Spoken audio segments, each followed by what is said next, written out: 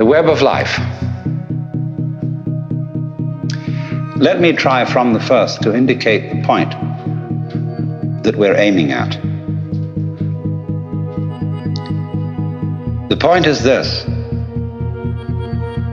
that human consciousness is at the same time as being a form of awareness and sensitivity and understanding, it's also a form of ignorance.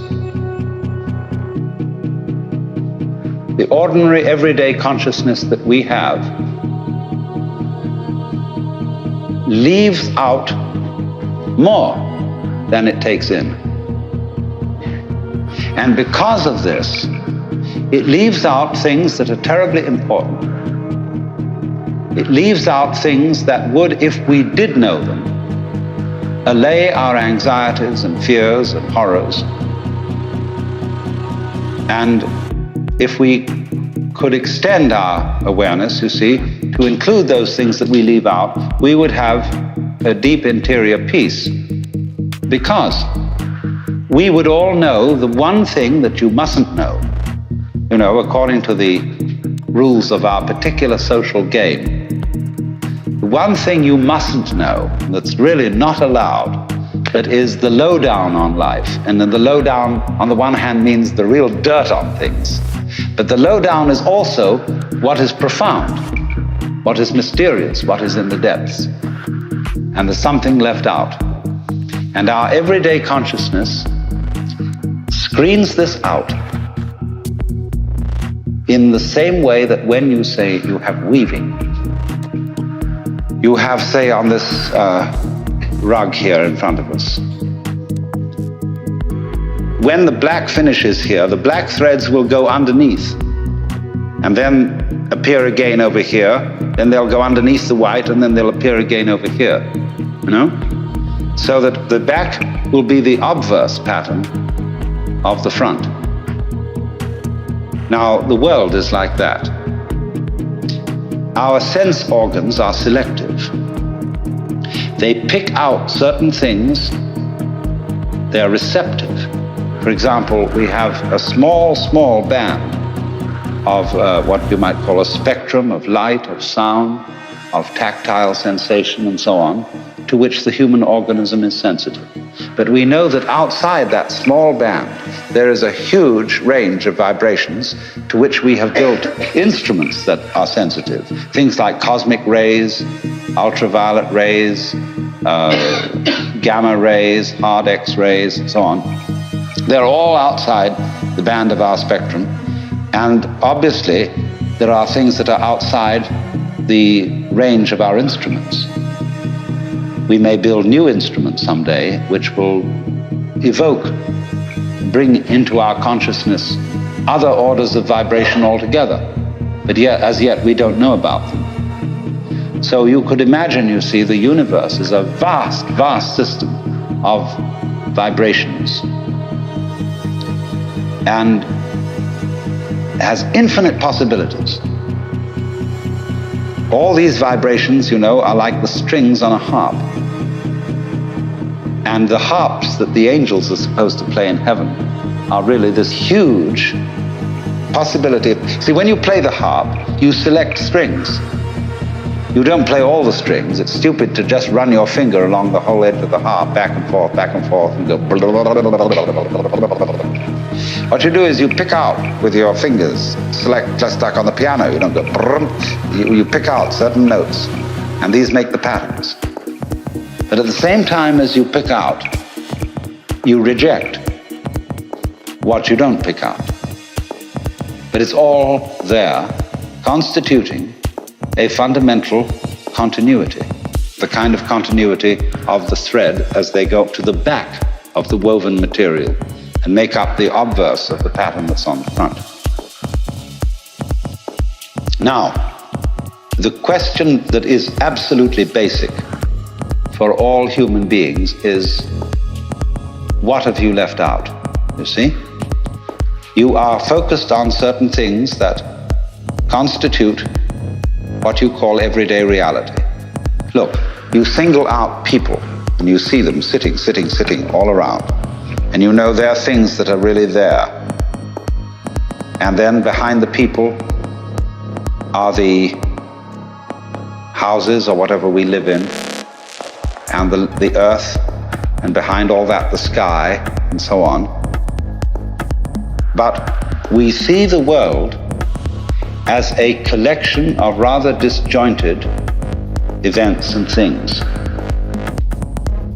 And I might say to you as you came in here today, now, my goodness, you all forgot something. What did you forget? And you think, my goodness, did I put my pants on? Did I wear a sweater? Did I put my glasses and my hair on, or my wig or whatever? And no, it's none of that. Well, something you've forgotten. See, everybody's forgotten something. You left it out. You just missed it. See? And so I can bring this out, what you've forgotten, if I ask you, who are you? Well, you say, I'm Paul Jones, or whatever your name happens to be. I say, oh, no, don't give me that stuff. Who are you really? And you think, whoa, of course I'm just me. No, don't give me that. I don't want to hear all that nonsense. You're playing a trick on me. Really, deep down, who are you?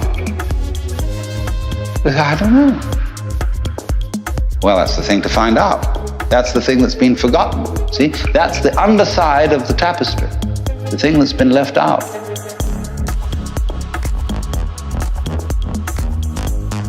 Because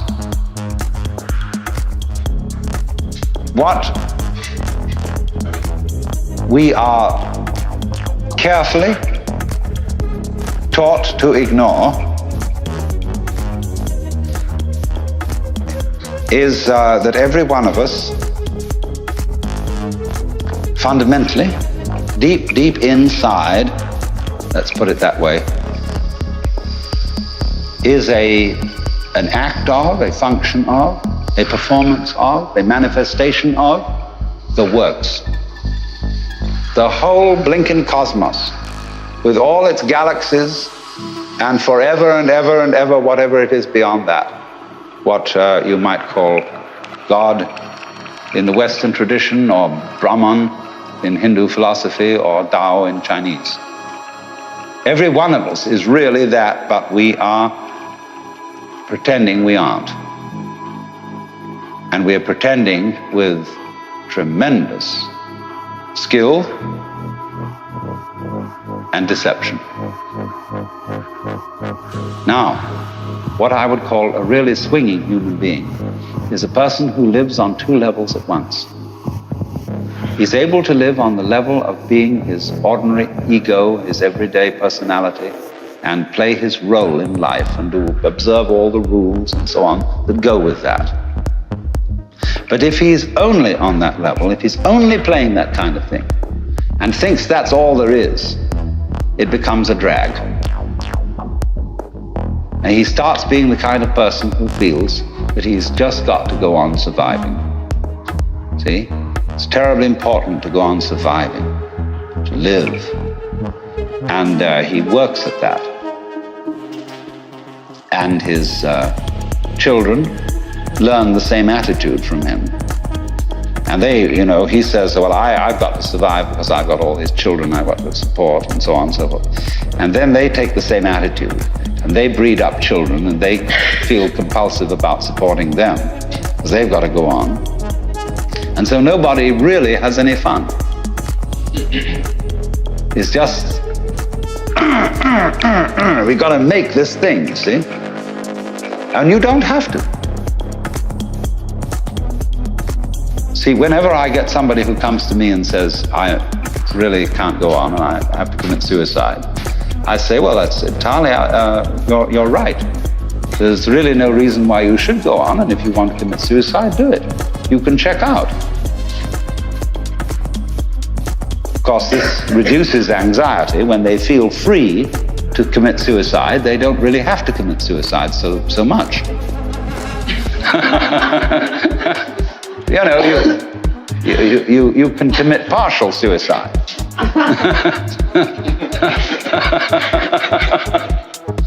So, the sense that you just have to go on living, see? That life is a must. When you say to anything spontaneous, see, life is spontaneous. It happens, in the words of the Taoists, Zheran, which means of itself so. That's their Chinese expression for nature. What happens by itself, what isn't pushed, but it just pops up, you see? Like, I'll never forget, there was a great Zen master I knew once in New York. He was giving a lecture one evening, and he was dressed in his gold ceremonial robes, and he was sitting in front of an altar like this sort of thing, but he had a table in front of him with very formal, with candles on it, and a sutra scripture on a little desk, and he was lecturing on the sutra, and he said, fundamental principle in Buddhism is no purpose. Purposelessness. When you drop fart, you don't say, at 9 o'clock I drop fart. It happened of itself. You know, and all these pious Western devotees, you know, kind of put their handkerchiefs in their mouths and tried not to laugh. So, but that's the meaning of something that happens of itself, like drop fart or have hiccups or just you came into being, you know? It happens in a kind of a plop way like that, see? Now, you can't tell that process, you ought to happen. You must happen. Because that puts a bind on it. In the same way as when you have a little child and all the relatives have come to a party on Thanksgiving, and you put the child into the middle of all the relatives and say, now dear, play. See, it absolutely bugs the child to do it like that. And so this is the problem for every artist. Because an artist is a man who makes his living by playing, whether he's dancing or painting or playing music or whatever it is. And he has to overcome this problem. He has to know how to play in public at a given time on an appointment. See? Now that's not an easy thing to learn.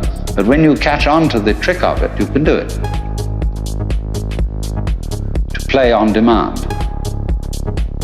That's the hardest lesson of life. To contrive what is called by my Japanese artist friend Saburo Hasegawa a controlled accident.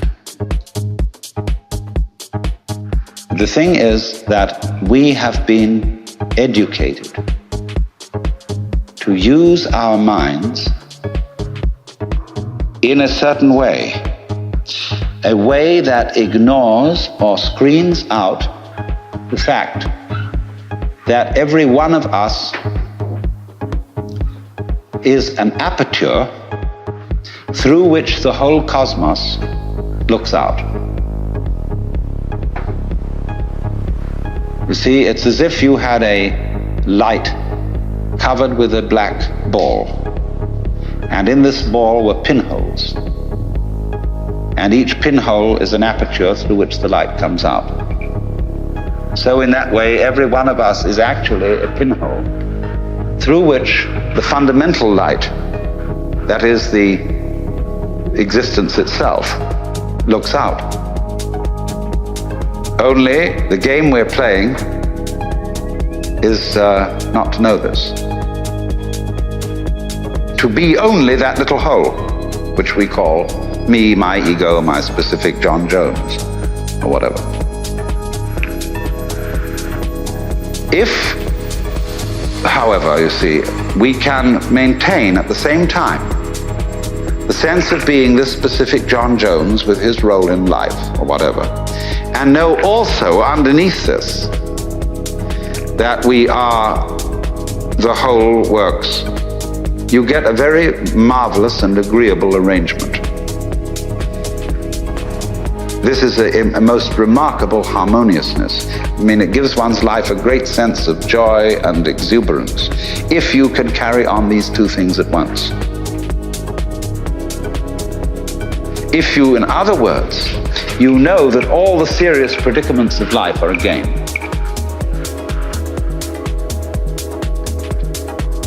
Now, I want to put it two ways.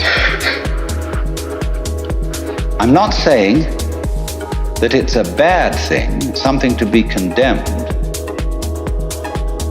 to take your own individual life seriously, in dead earnest, and to have all the problems that go with that. Do you understand that being that way, that being a real mixed up human being, is a manifestation of nature that is something just like the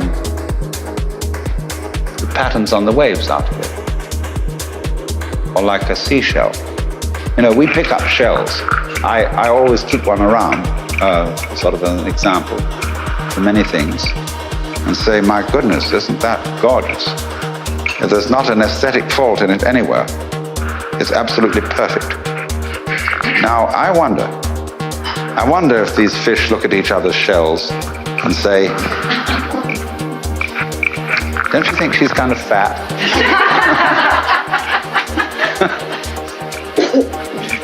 Oh my, those markings aren't really very well spaced. Because that's what we do. See, we don't realize that all of us in our various goings-on and behavior and so on are just as much, and more marvelous, much more complicated, much more interesting. All these gorgeous faces that I'm looking at. You know, every one of them, some are supposedly pretty, some are supposedly not so pretty, but they're all absolutely gorgeous. And everybody's eyes is a piece of jewelry beyond compare. Beautiful. But we have specialized in a certain kind of awareness that makes us neglectful of that. You see, we specialize in more or less briefly concentrated, pinpoint attention. We look at this and we look at that. And we select from all the things we might possibly be aware of, only certain things.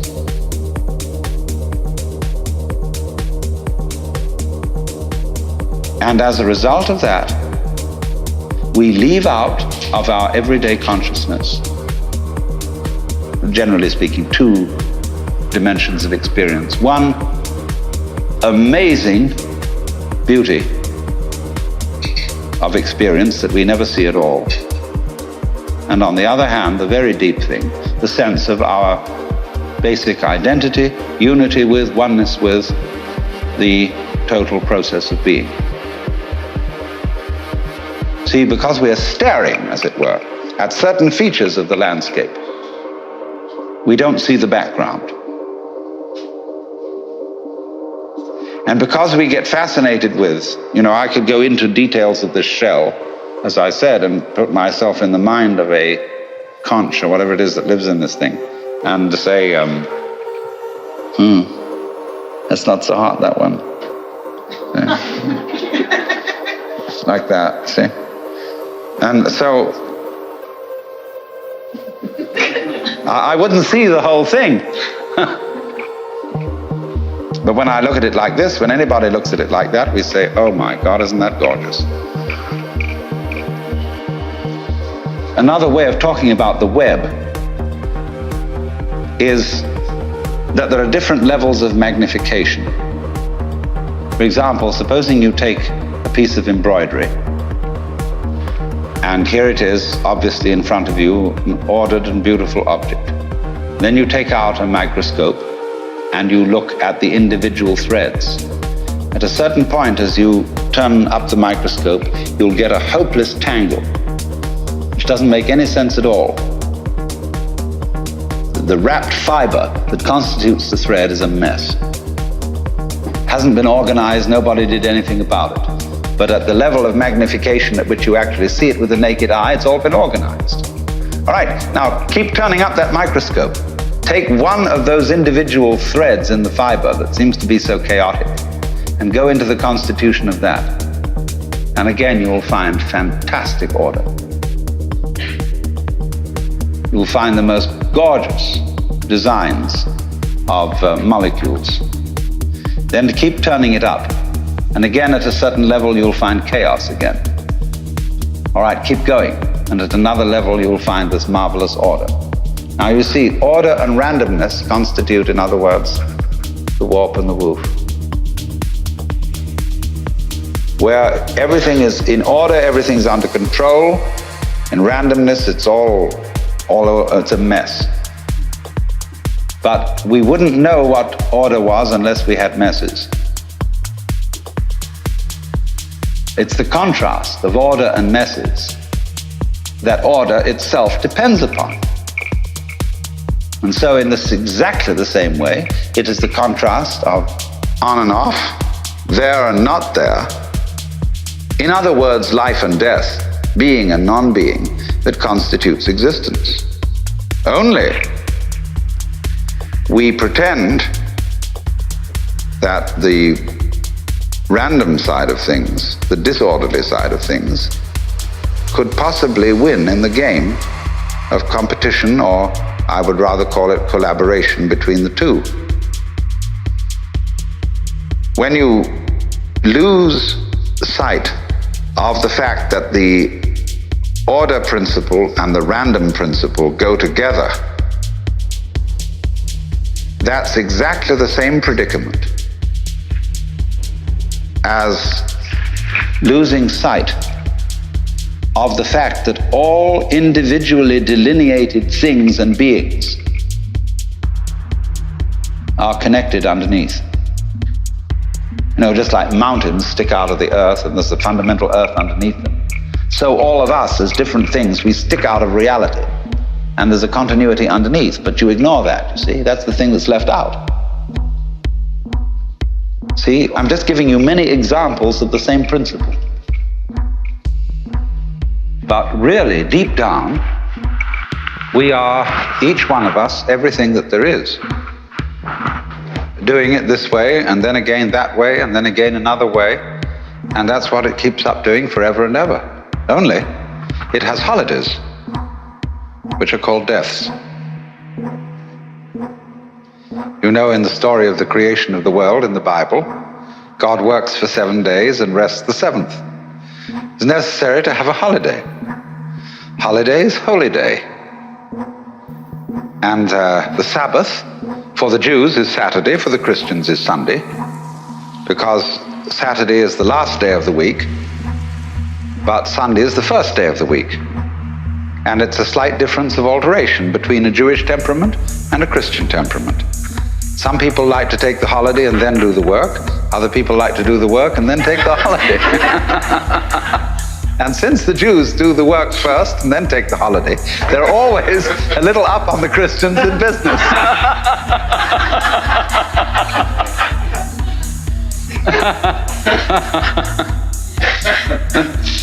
But the point is that a holiday, this pause between something going on, is of the essence of the idea of a web.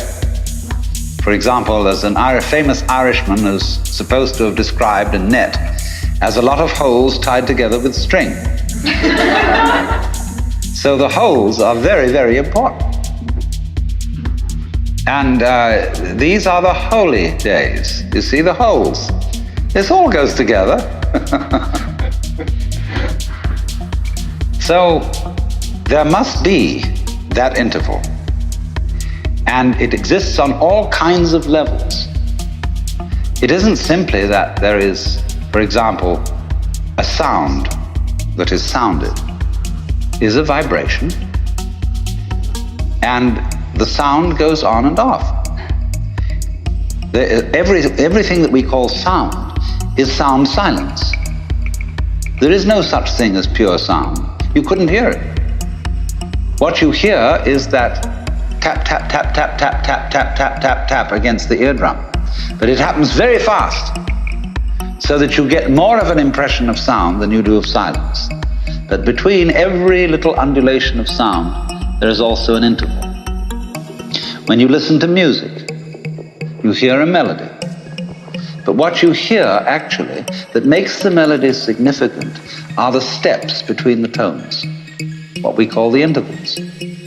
And a person who doesn't hear intervals is tone deaf. He only hears noises. He doesn't hear the steps. So that interval between whatever happens is as important as what happens. So we'll call these two things, the sound and the silence, the life and the death, somewhat analogous in weaving to the warp and the woof. Now, look at the marvelous way in which warp and woof go together. A piece of cloth is an extraordinary thing when you consider it's made of a line of string. There's something that always struck me as a child, fabulous, that string, just thread, could turn into cloth. Why should it hang together?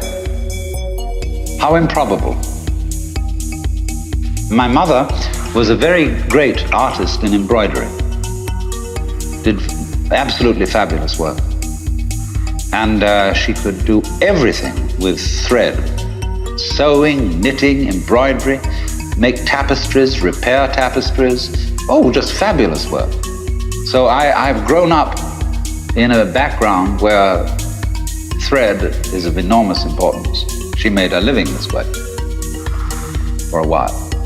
So I was always amazed at the way, say, you take a ball of wool and with knitting needles, and suddenly it turns into a sweater. Fantastic. But I found out, you see, the secret of this, which is that it will do this, it will hold together by this combination of warp and woof. By this process where one thread goes under the other, omits the next, goes under the other, and then the next thing does the same thing but in the opposite way. Connect that. And they hold each other up. For example, you can put two sticks of wood and lean them against each other, and they'll stand up. You know, the Chinese character for man looks more or less like that.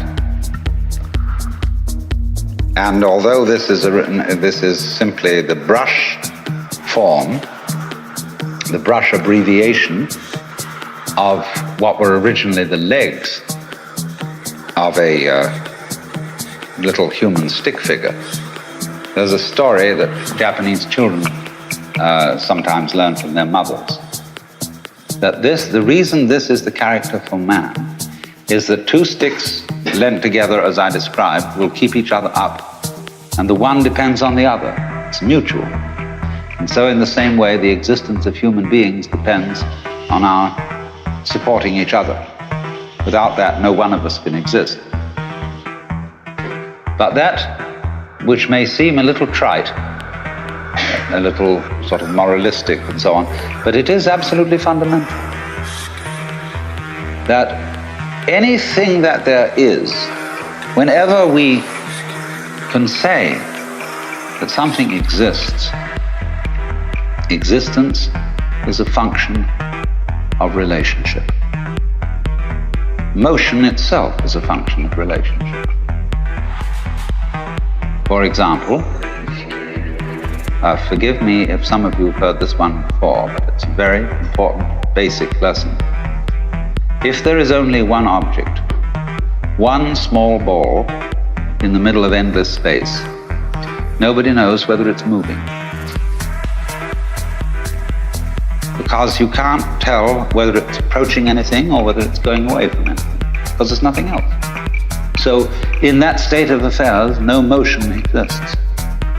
But if we introduce a second ball into the picture, and the two either come towards each other or go away from each other, then we can say that both of them, or either of them, is in motion.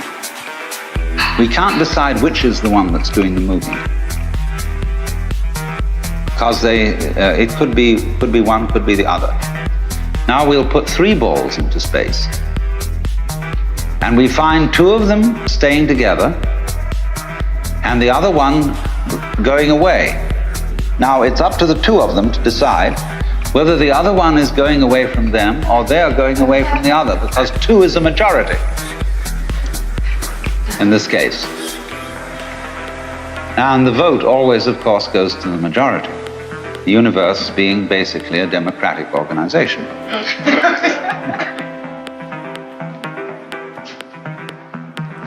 And so it goes. Now, once you've got that, you can see that motion is a form of relationship.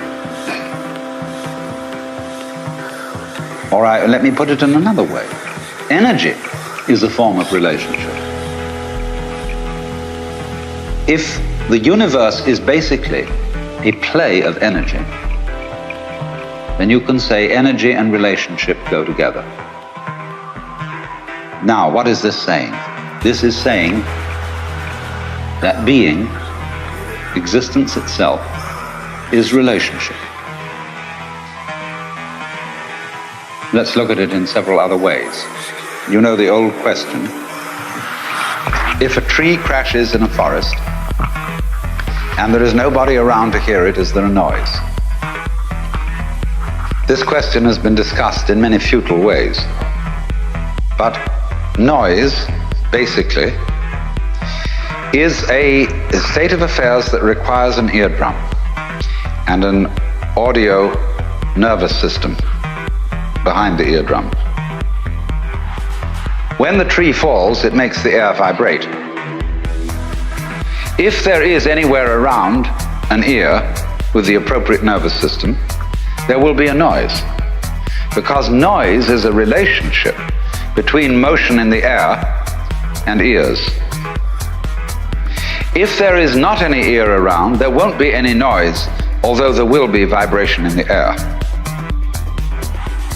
And if there is some instrument around, such as a microphone attached to a tape recorder, which is a mechanical copy of a human ear, then, according to that, there will be noise. There will be a vibration. In the same way, let's suppose the sun sends out light into space. Now, the space surrounding the sun will be black darkness, as if there were no light in it, unless a planet happens to float by. When a planet floats by, there will be light. In the darkness. But if there isn't anything to relate to the sun in that way, then comes no light.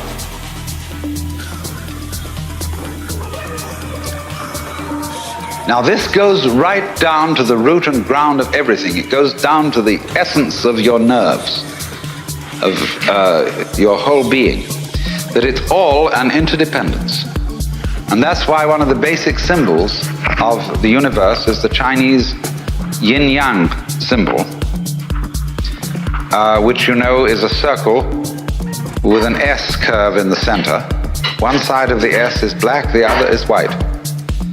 And so it makes, as it were, 2 commas or 2 fishes.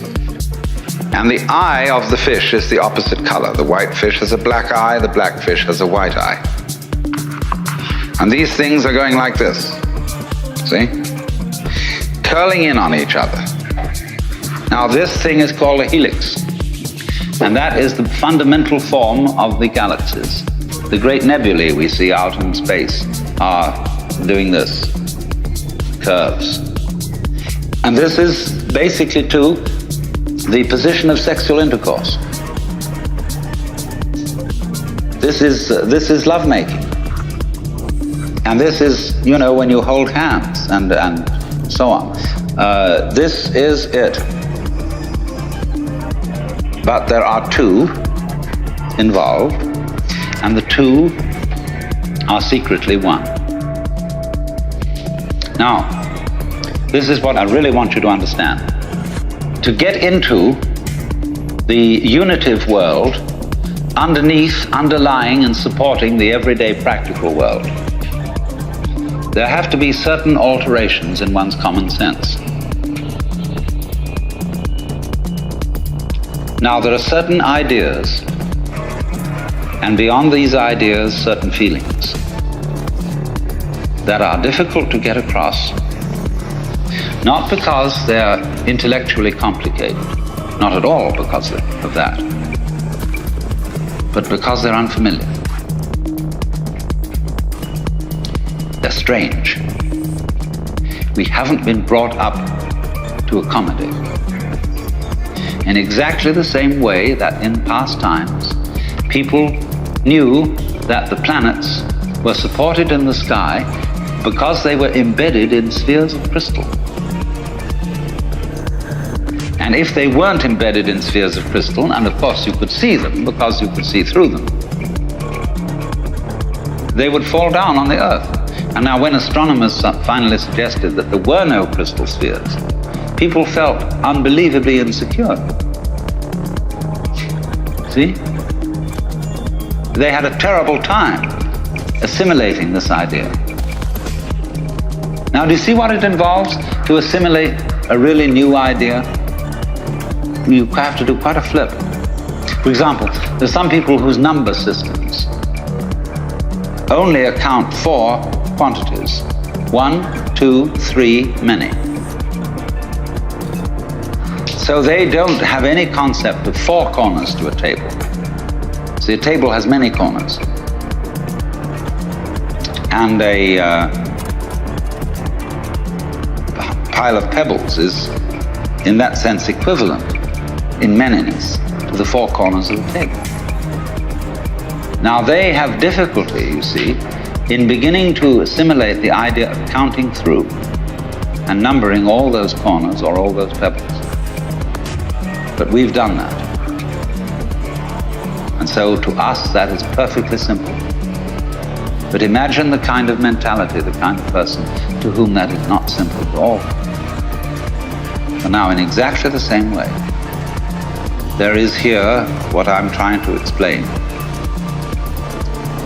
A new idea that most people don't assimilate.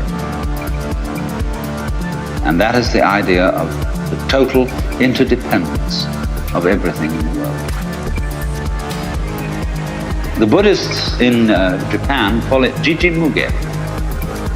Jijimuge, between thing and thing, between event and event, there is no block.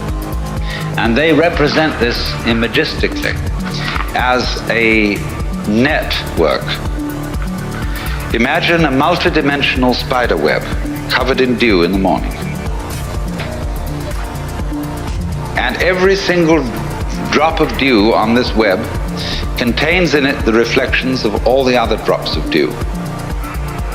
And of course, in turn, in every drop of dew that one drop reflects, there is the reflection of all the others again. And they use this image to represent the interdependence of everything in the world. In other words, if we give this dewdrop image, if we put it into a linguistic analogy, we would say this: words have meaning only in context. The meaning of any word depends upon the sentence or upon the paragraph in which it's found.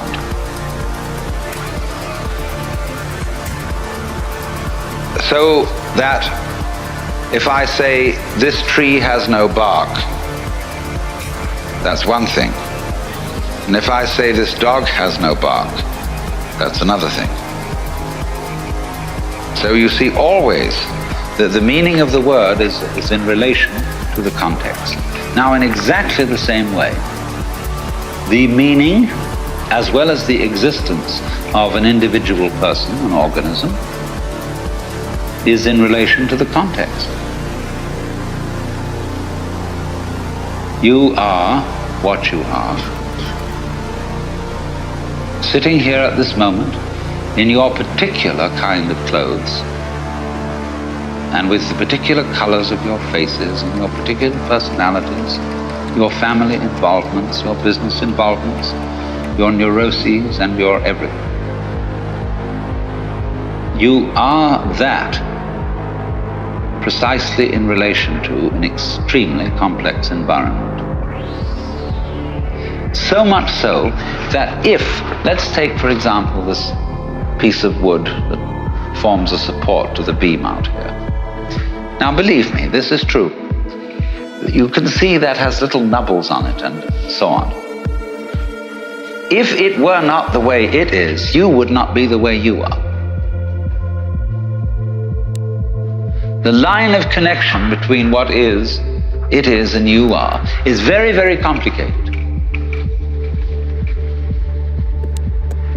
Also, we could say, if a given star that we observe didn't exist, you would be different from what you are now. I don't say you wouldn't exist, but you would exist differently. But you might say the connection is very faint, is something that you don't ordinarily have to think about. It's not important. But basically it is important. Only you say, I don't have to think about it because it's there all the time. See, for example, the floor is underneath you all the time. Some sort of floor, some sort of earth. And you really don't have to think about it. It's just always there, it's always around. If you become insensitive, you stop thinking about it. But there it is. And so in the same way, our subtle interdependence with, mind you, it's not just our plain existence, it's the kind of existence we have is dependent upon all these things. Also our plain existence, but that gets way down. But the fundamental thing is existence is relationship. In other words, if my finger up here is all alone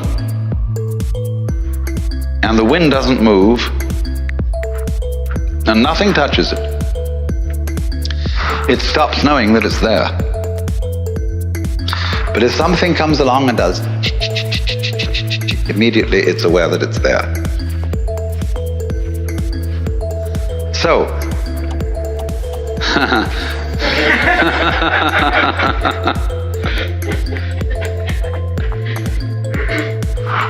you see, it takes two. We could have so much fun, but it takes more than one. And she don't want it.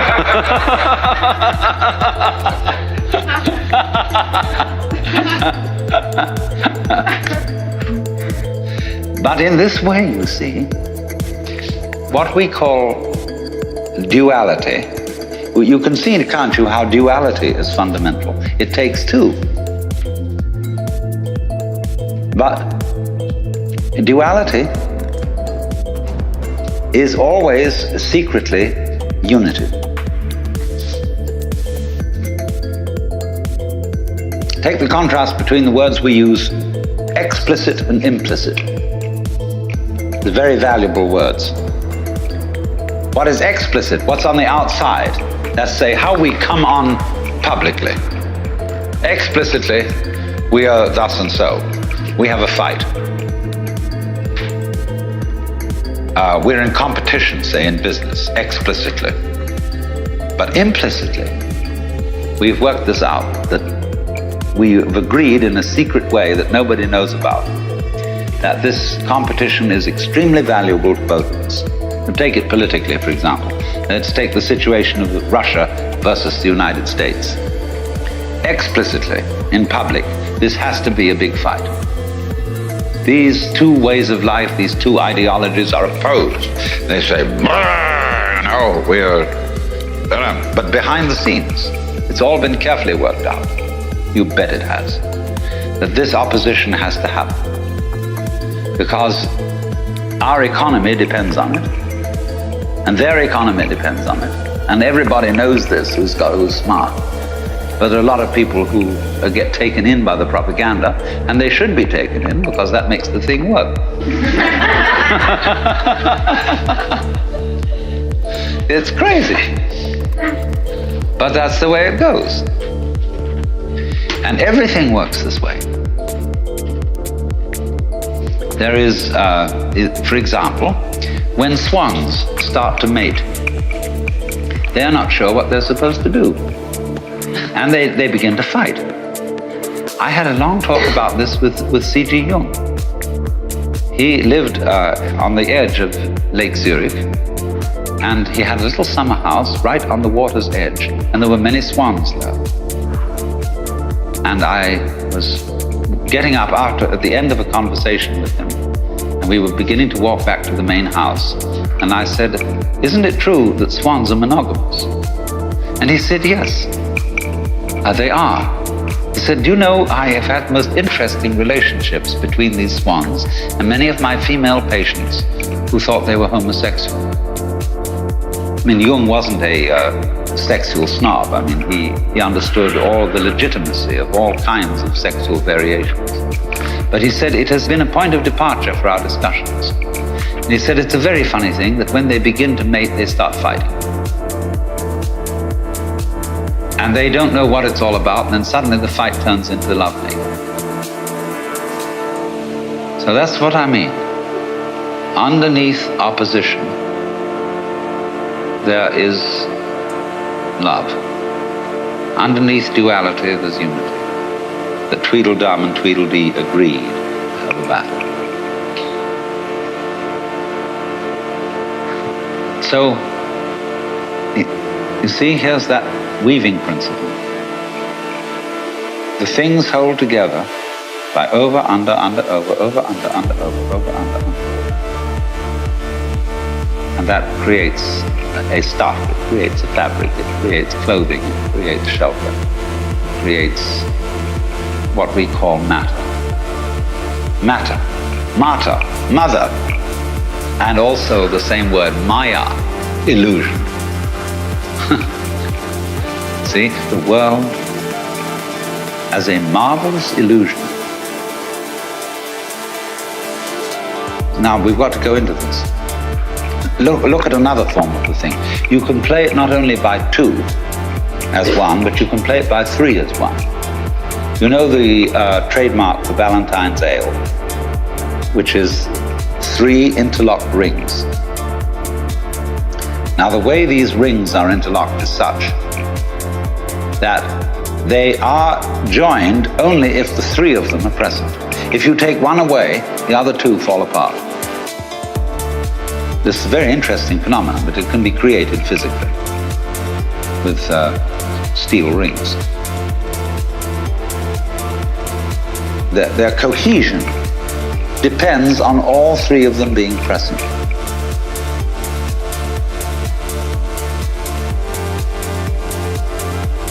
Now, we have tried scientifically to understand the world and explain its mysteries by analyzing the smallest particles of things that exist. Inquiring down, what is this thing we call flesh or call steel or stone? What is it made of? Go down into the midst-stuff. And that's given us a certain understanding. But only half of the understanding. Equally important is not what is the tiniest particle, but in what context is the tiniest particle. You see?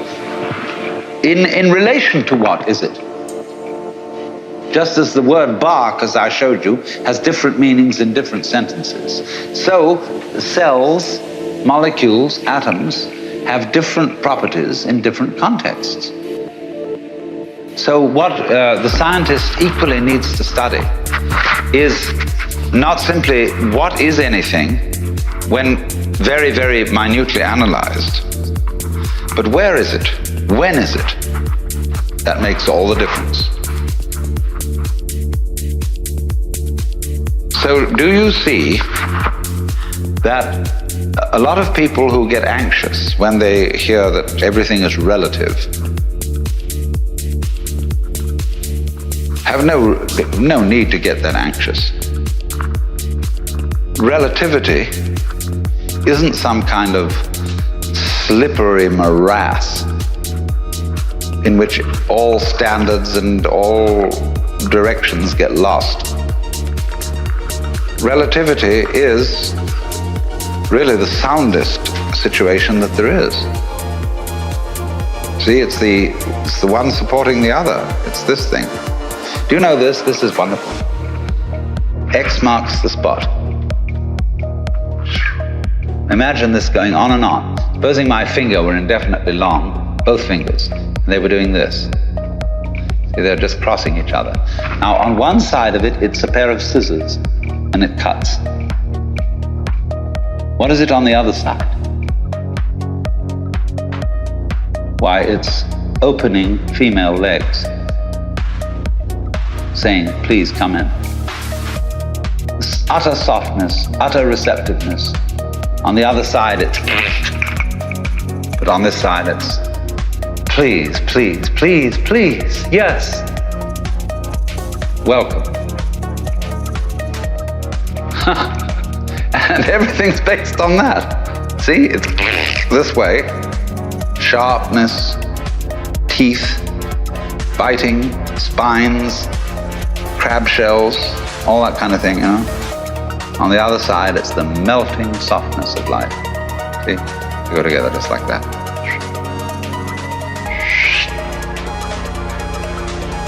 And goodness knows what it is on these outer two sides. I haven't thought about that yet.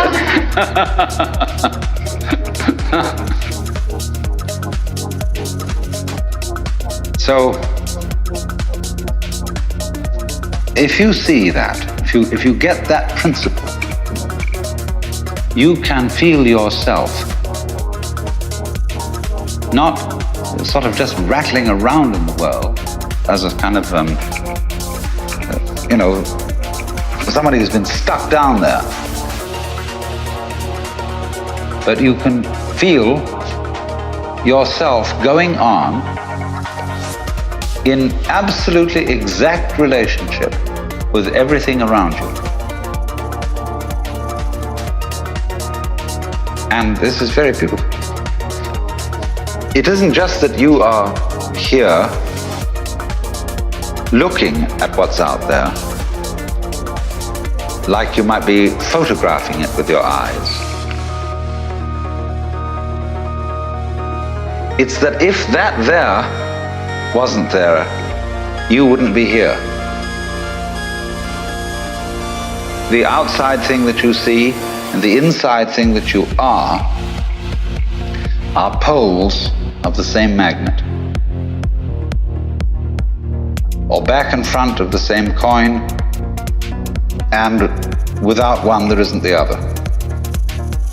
That means, of course, then, that we are living in the midst of a world of animals, vegetables, minerals, atmospheres, astronomical bodies. It's highly intelligent. Its intelligence concentrated, crystallized in our brains. That's where it comes out, you see. In any field, let's take any field of forces, and we take a chemical solution. And at certain critical points in this chemical solution, the crystals start to form. And so in the same way, the total intelligence of this whole universe crystallizes in human brains.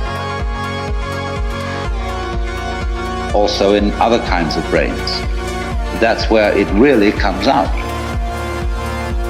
But it's the total intelligence of the whole field that does this.